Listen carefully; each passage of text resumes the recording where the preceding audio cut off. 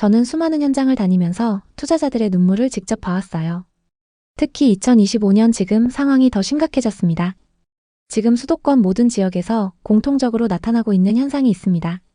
지난 상승장 막바지에 올랐던 곳들이 폭탄처럼 터지고 있는데요. 송도를 보니 상업용 공실률이 26.8%고 어떤 지식산업센터는 90% 이상 비었습니다. 평택 고덕은 지식산업센터 공실률이 70%로 심각하고 집합상가가 25%예요. 반도체 불황에 부동산 과잉 공급으로 10억대 매물이 5억에도 안 팔려요. 남양주 다산 신도시는 공실률 25%, 하남 미사 신도시는 18%로 역시 상황이 좋지 않습니다.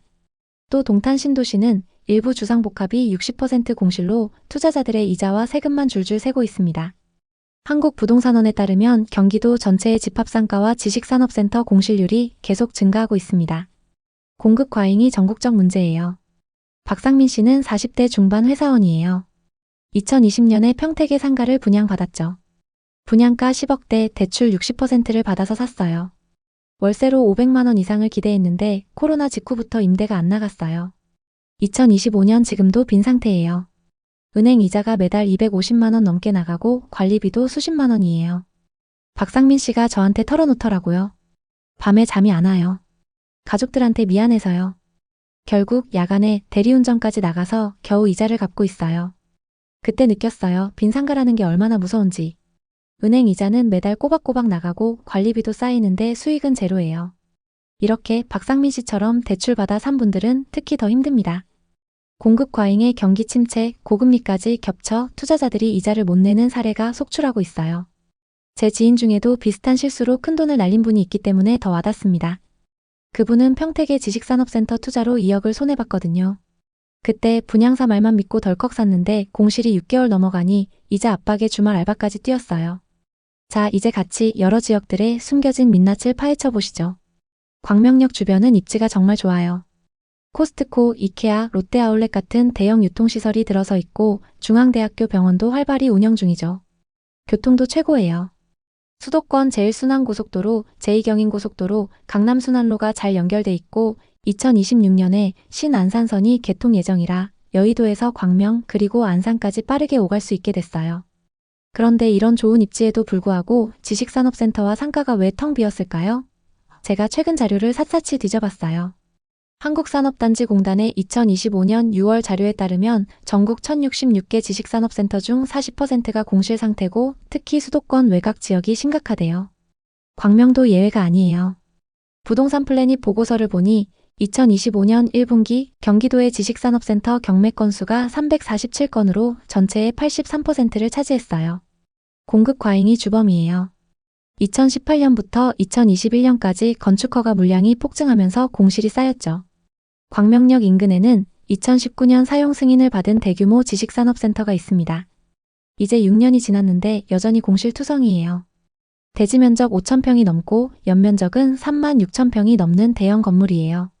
지식산업센터 호실 650개, 상가가 28개 호실인데 이 중 상가의 공실이 90% 가까이 돼요. 현장에서 느껴지는 건 이 건물이 유령처럼 서 있다는 거예요. 먼지만 쌓이고 불빛도 거의 없어요. 부동산 관계자분을 만나봤는데 입지가 좋은데 왜 이렇게 비었나요?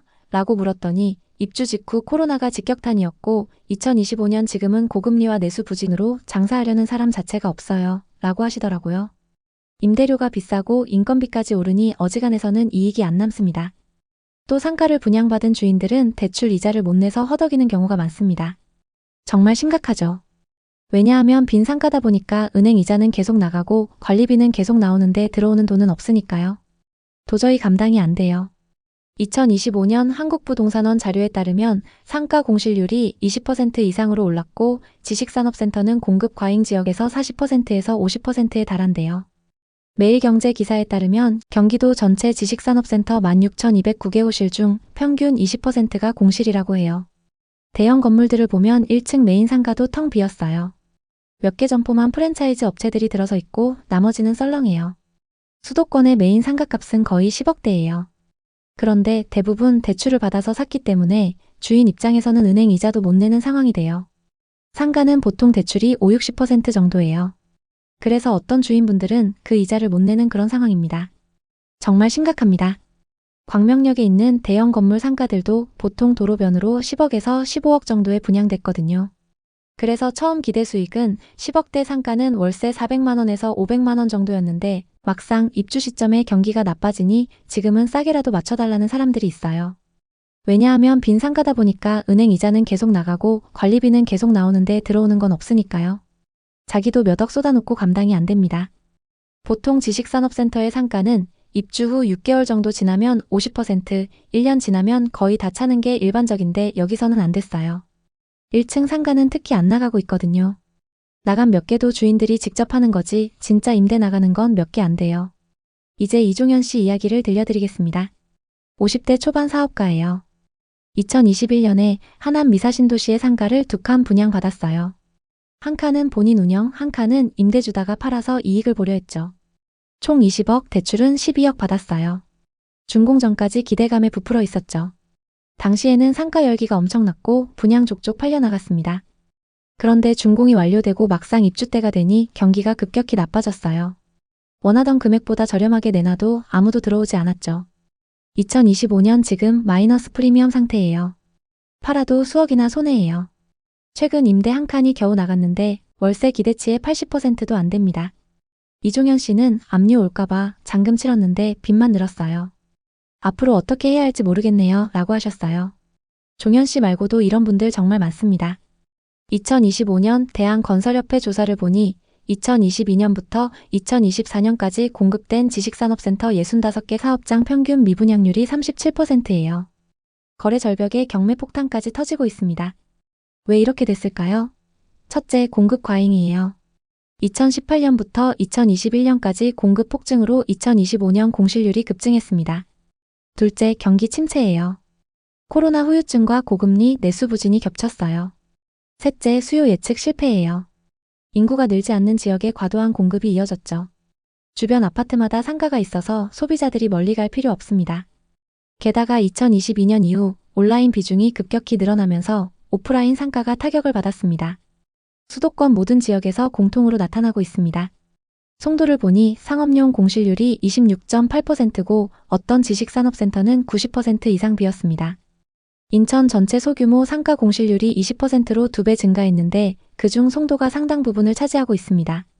평택 고덕은 지식산업센터 공실률이 70%로 심각하고 집합상가가 25%예요. 반도체 불황에 과잉 공급으로 10억대 상가가 5억에도 안 팔려요.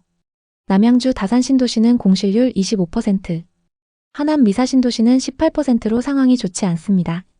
또 동탄신도시는 일부 상가가 60% 공실로 투자자들의 이자와 세금만 줄줄 새고 있습니다. 한국부동산원에 따르면 경기도 전체 집합상가와 지식산업센터 공실률이 계속 증가하고 있습니다. 공급 과잉이 전국적 문제예요.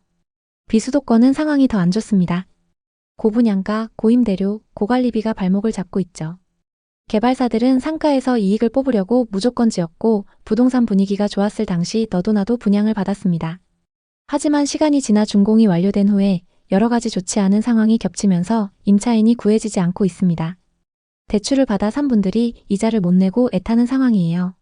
상황이 너무 어렵다 보니 일부 투자자들은 극단적 선택을 고려할 정도입니다. 김미지 씨는 40대 여성 투자자예요. 2019년에 상가를 한 칸 분양받았어요. 분양가는 12억이었습니다. 그중 7억은 대출을 받아서 계약했습니다. 월세 500만 원 이상을 기대했는데 준공 이후 3년째 공실입니다. 매달 관리비 50만 원, 이자 270만 원이 나가요. 포기하고 싶어도 가격이 너무 하락해서 팔 수도 없어요. 쉬는 날마다 카페 알바 뛰면서 빚 갚고 있어요. 이러지도 저러지도 못해요 라고 울면서 말씀하셨어요. 김미지 씨처럼 힘든 상황에 처한 분들이 많습니다. 우리나라 부동산 전체적으로 문제가 많습니다. 송도처럼 대형 국제도시도 공실이 넘쳐나고 평택은 삼성전자 주변인데도 60% 공실입니다. 이 모든 게 공급 과잉과 수요 예측 실패에서 비롯됐어요. 지식산업센터나 아파트나 모든 건물에 상가를 무조건 짓잖아요. 개발사 입장에서는 상가에 이익분이 많이 들어가 있어요. 그래서 상가를 많이 지어서 분양만 잘 되면 떼돈 버는 거니까 계속 짓죠. 분양은 어떻게든 다 합니다. 거의 다 팔려요. 그런데 임차인은 들어오지 않고 있습니다. 내 돈을 다 주고 사는 상가라면 내 돈 묶였다 생각하면 되는데 대다수가 대출받아 사셨거든요. 그래서 은행 이자도 못 내면서 임차인도 못 구하고 계속 애가 타는 상황이 생깁니다. 이게 지금 우리나라 부동산 전반적인 문제라고 볼 수 있겠죠.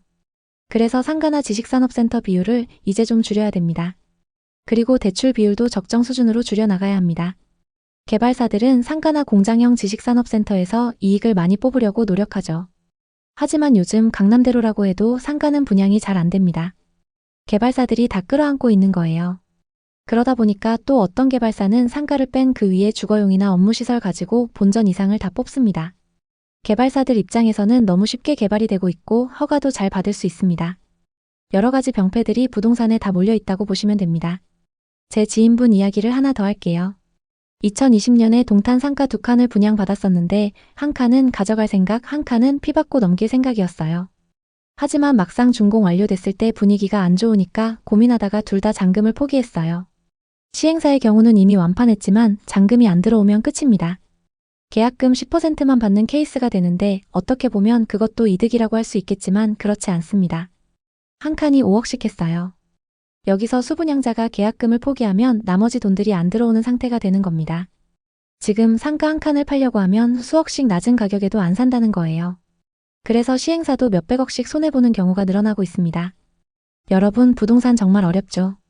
공급 과잉의 공실지옥, 이제 용도 전환 논의까지 나오고 있어요. 2025년 매경 기사를 보니 해외처럼 상가를 주거용으로 바꾸면 미분양 해소가 될 수 있대요. 하지만 정책이나 개발사들이 안 따라주고 있습니다. 개발사들은 상가 비율을 대폭 줄여야 합니다. 공장처럼 찍어내서 이익만 뽑는 이런 식의 개발은 없어져야 합니다. 요즘 장사 정말 힘들어요. 우리나라 소상공인분들 정말 고생이 많습니다. 게다가 상가를 덜컥 분양받은 분들은 속이 타들어가고 있죠. 광명, 광교, 동탄, 다산, 하남, 평택 등 여러 지역에서 비슷한 현상이 나타나고 있습니다. 여러분은 상업시설이나 지식산업센터 등을 분양받거나 임차해서 장사하시려면 꼭 발품을 파세요. 한 번이 아니라 여러 차례 방문해서 직접 체크하세요.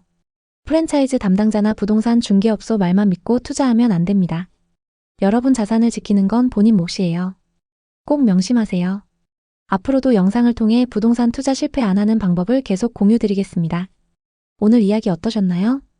혹시 이와 비슷한 부동산 고민이나 경험이 있으신가요?